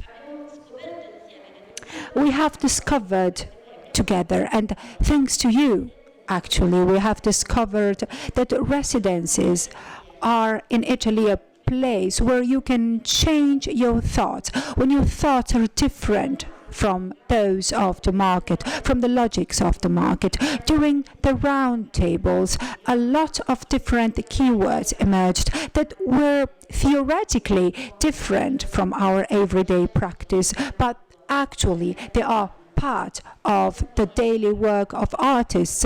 For example, capitalism, social gap, revolution. This shows that in these places it is possible to change the way to think, also as for our role and impact on the whole system. So where do residencies act and work? Well, mostly in peripheries. We have discovered what a border, what an edge is, and what periphery is, and we did it this morning. And I would like to share one additional aspect with you. In Italy, residencies have started from the peripheries, and nevertheless, they have crossed a path, a learning path. Residencies have become a school of politics for territories. There were education initiatives for institutions and administrations in our country, Italy, which is characterized by a huge gap, so that administration could understand the leverage of residencies for the territories, using the available spaces to apply change and transform these spaces into hubs of change. This gap is to be found both in Italy and in other European countries. So if we don't overcome this social gap, as we were talking about yesterday, it will be very difficult to talk about democracy in art, equity in art. There is a recent experience carried out by Cresco I would like to talk to you about, and I think all the residencies should face the same challenge. This new balance, should be not the final goal, but the starting point of residency, so that all citizens can have access to the same opportunities. Silvia was mentioning famous and non-famous people yesterday, so that all artists and all citizens can access the same opportunities, both famous and non-famous. I mean, I am optimistic, and since I'm optimistic, I may have an answer. If all the stakeholders of the supply chain played their own role, we would be able, maybe we could be able to fill the gap. If we took care of artists and territories, we could come out of this dichotomy between process and project through the project, which encompasses both of them. So if each and every one of us could fulfill their own mission, for example, theaters and permanent theaters, I'm talking mainly about Italy, festivals in terms of support to the contemporary artistic scene, programs. So if we all knew what to do, we would be able to win and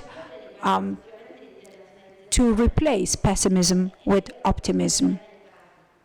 We also need to enlarge our markets, but in order to do this, we need actions and initiatives supporting mobility, because not all countries have the same resources to foster mobility.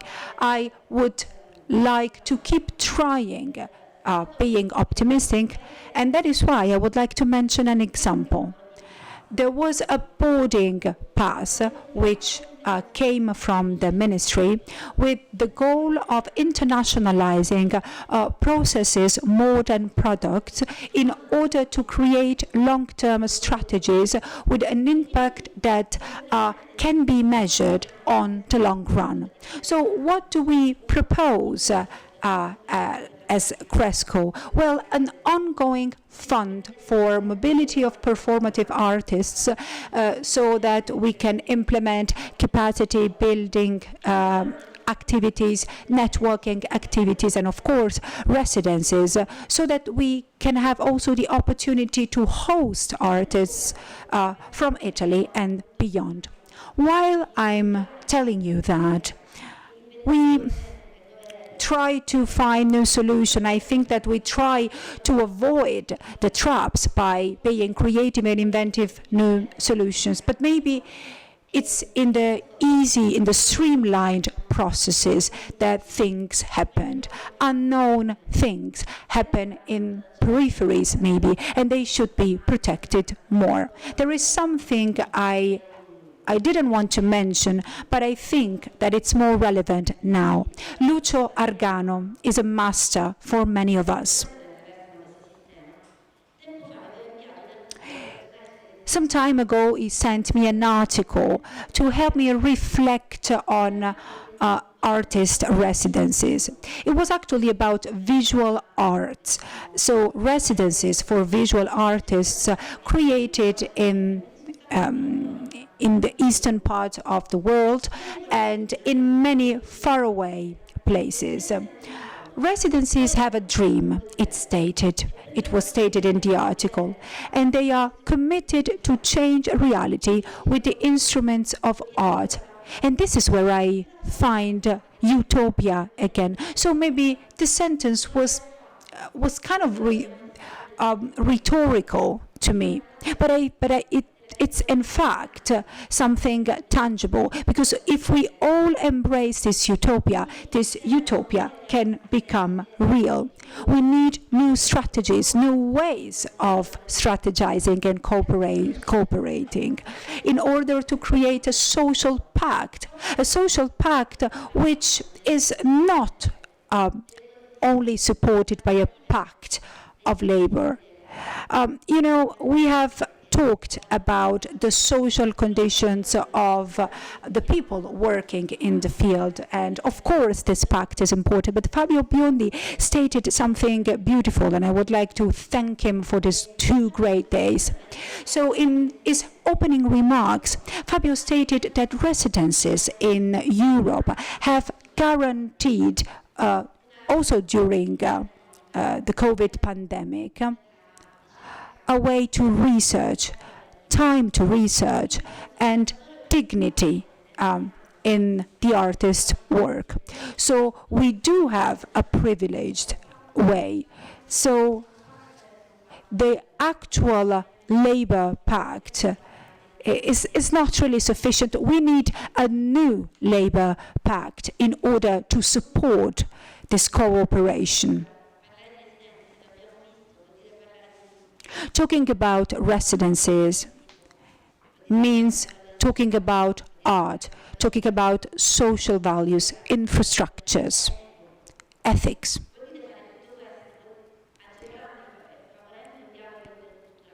While also favoring intercultural dialogue. So one of the main challenges of residencies, which they are already tackling actually, because we are hosting artists from Ukraine, is to be bearer of a peace message, to bear a message of peace. Because if we recognize this additional value, especially in a Europe which is longing for peace, we wish residencies consistency and the way of successfully tackling new challenges.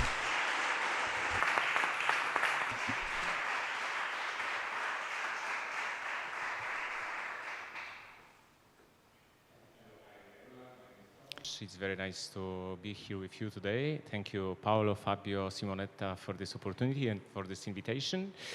I will just start with some very short introduction. The first one, which is maybe quite important, is that I'm coming from outside. I'm coming from outside of Italy, and I'm living here since less than 1 year. So I'm still learning how the structure and system in Italy is working. So maybe my perspective is not so much from inside. It's more from like in between of inside and outside. And the second one is my festival, Sant'Arcangelo Festival, is going to start next week. So I decided to take this opportunity and to improve my Italian today. So I will be speaking in Italian as well, just to be sure that I'm ready for the opening of Sant'Arcangelo Festival next Friday. If not, I don't know what we can do. Maybe I will have a kind of residency to improve my Italian as well. Speriamo che questo italiano che uso io sarà... So I hope my Italian will be good enough to be translated. Talking about Sant'Arcangelo Festival and residencies, the important question according to me is why a festival like Sant'Arcangelo has decided to dedicate itself to residencies. And I think for the nature of this festival, the way it has begun, it always cared for the artists and the creative processes. It has always supported and accompanied the artists in the long term. So that's like its nature, the nature of the festival. So I think this is quite clear. Another point, to dedicate oneself to residencies, from my point of view, is not a choice that you can do or not do, because it should be all the institutions that do it if they work in the cultural sphere. The residencies, there's no need to explain it. It's okay for the artists. We know that very well, but at the same time, actually, the residencies are there for the institutions as well. Because according to me, the residencies have the power to change the institutions. Changing the institutions is a task not only for the institutions. Well, for me it would be easy to say, oh, the institution works well, but we have to change it. I think to change is important for every kind of institution. Why do I say that the residencies do have this power to change the institutions? Because the residencies, so I come back to the concept of utopia. Well, if we think about what works and what doesn't, well, the residencies were always based on the emotions and sentiments, so also very personal and individual. So once we open the doors of our institutions and our realities where we work in, for the people we don't know, which is important when we talk about residents as well, because we open the doors for the artists we've never met, we don't know. So when we open the doors, we need to know that this encounter can change the way we work. So sometimes you can think about small bodies as an institution, like Sant'Arcangelo Festival. We are 5 people and then maybe 5 artists come, and if we have only a small space, it's clear we spend the time together and meet each other. But there may be big institutions as well.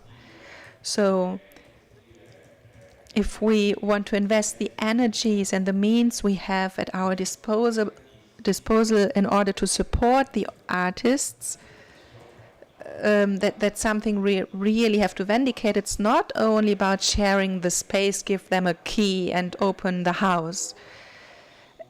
Actually, it should be a safe space where the artist feels welcome, where the artist thinks that it's really kind of home. And this is a task for all the institutions, because the residences bring important results on how an institution should work.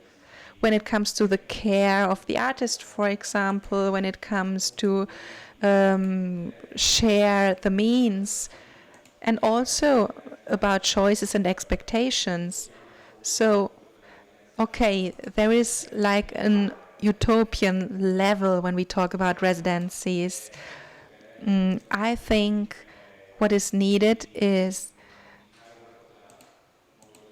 to do a very generic but important thing, to go beyond the interests of the institutions. Because if we think of the residencies as a part of the production process or of the creative process, well,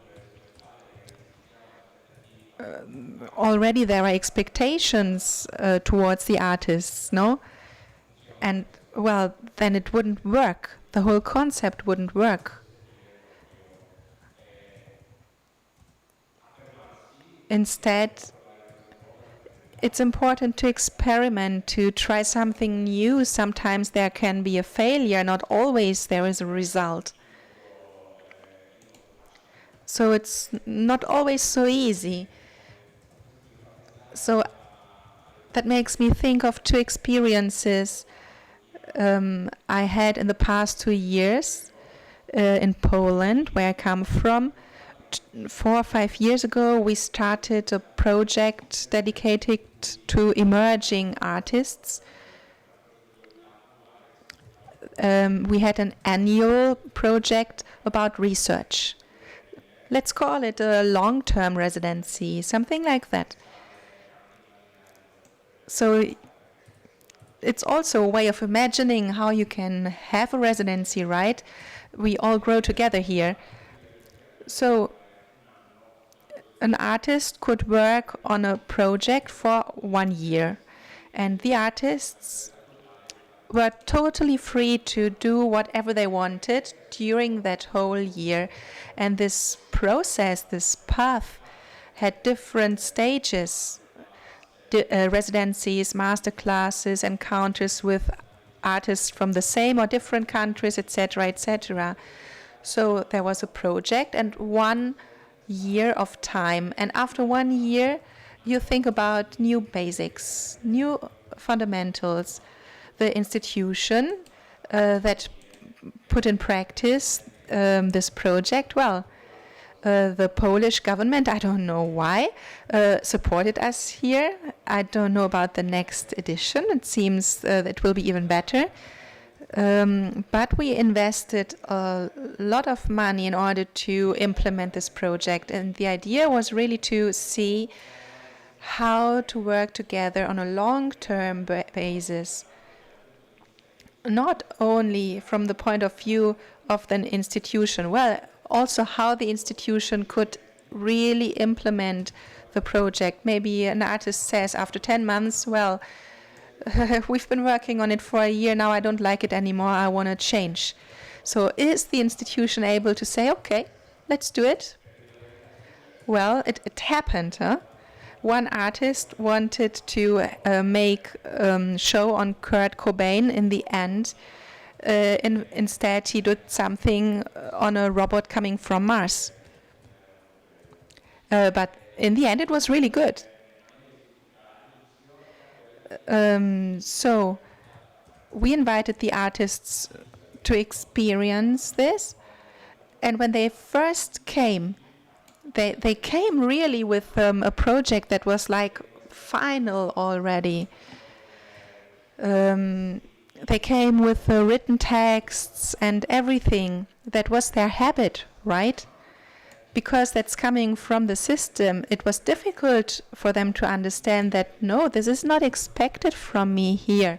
I do have the time to develop. And they really needed some time to understand that we were not joking. The other experience coming from Krakow, we started to work on this at Sant'Archangelo's immediately when I came there. And with my colleagues from the festival, we thought about how to share the means at our disposal. And we decided to have a project with residencies really based on sharing. So we have a place, we had different places we could offer for staying, for living, for having an artistic process. So we were ready. For me, this proposal was also symbolic. It was showing that we were opening ourselves. And well, there were really many artists who took that call and answered, like nearly 300 people. And there I saw, well, we just need to offer the residencies. Many times the offer doesn't meet the demand. So in the end, it was like quite a simple offer, but it's a topic we really have to talk about, like the residency as a political act. Because from the political point of view, there is that point of view. It's not only artistic and creative. Because, okay, if we wish to work with and for the residencies, there are important values behind our practices. We were talking about it in these 2 days: the care, the sharing, the dialogue, the space. There are many values that we can debate on. But another important point is that, okay, for example, if we have 300 people who answer our call, we see that we cannot really respond to their demand. So there are not enough funds. There's a lot of work to do still between the institutions and us. So another example I would like to share with you.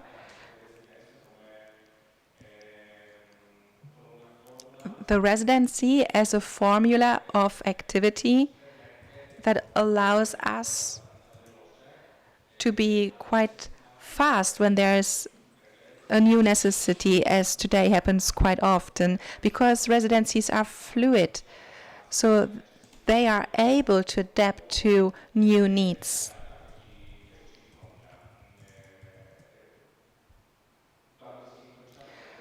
So when the Ukrainian war started in my land, in my country, Poland, many Ukrainians were arriving. Well, you know the story of the past 2 months.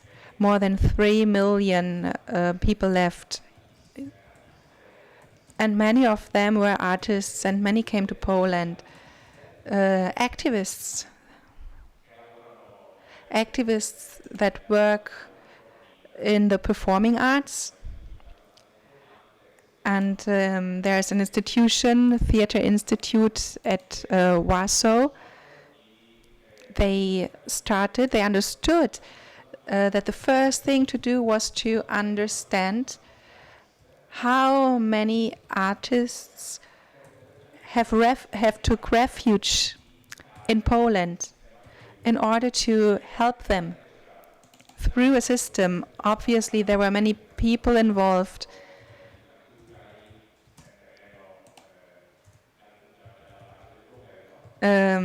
Not so much from the side of the government, more from the side of the people. Anyway, what they tried there, they tried first to understand the situation. The first month, there were more than 400 artists from the performing arts that came to Poland from Ukraine. And that's where they started. They started to create a system that came from the bottom in order to find a structure to support through the public institutions, not only, but let's say public institutions. So they involved the different groups and looked for where there could be residencies for Ukrainian refugees through the institutional practices that already existed. So from there came 60 or 70, something like that, organizations that could help in that sense, that took only like 5 or 6 weeks. Well, obviously, we had to kind of invent that from the beginning, and so there was not like a real system. Now it's already better organized also with government resources. So now there's a kind of system. The refugees that come can immediately enter in the Polish institutions. It's important for the residencies in general because this support is dedicated to the people. So there's not really something fixed, but something that can be changed according to the needs of the moment. So actually there were the people who really wanted to start to work immediately. Obviously, the first thing they needed was a safe space. So we had to bring the people together here, and I think this kind of welcoming the artist, if it's not through residencies, it would not have been possible. What could have been a different way? And the institutions obviously have the resources and the knowledge. They know how to welcome people. And the residencies, usually don't work on the long-term basis, but sometimes they can. And they can give a safe space to help people integrate in a new system and support their artistic activity. Also, I would like to talk about another example coming from the Slovenia. So that was during the pandemic. It happened about 3 years ago. Artists from the performing arts made a distinction between right care and care and give. And in this letter, they try to talk about the pandemic as well.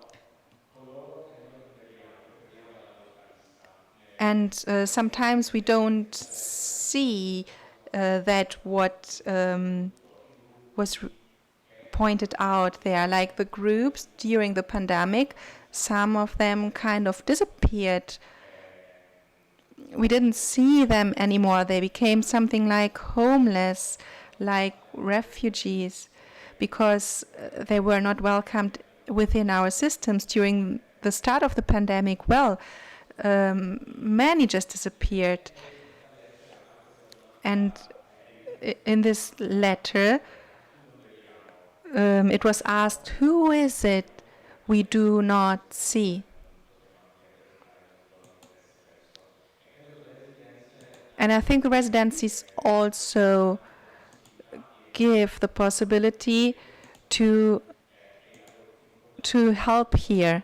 Actually, maybe it might be one of the important tasks for the residencies in the future,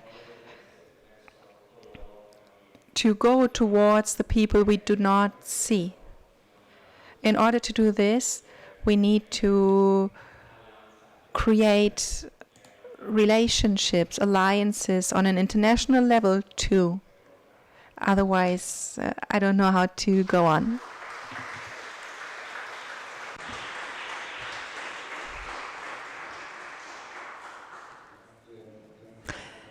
Thank you, Paolo, Francesca, and Tomasz. Given the hard work and the heat, but just 10 minutes.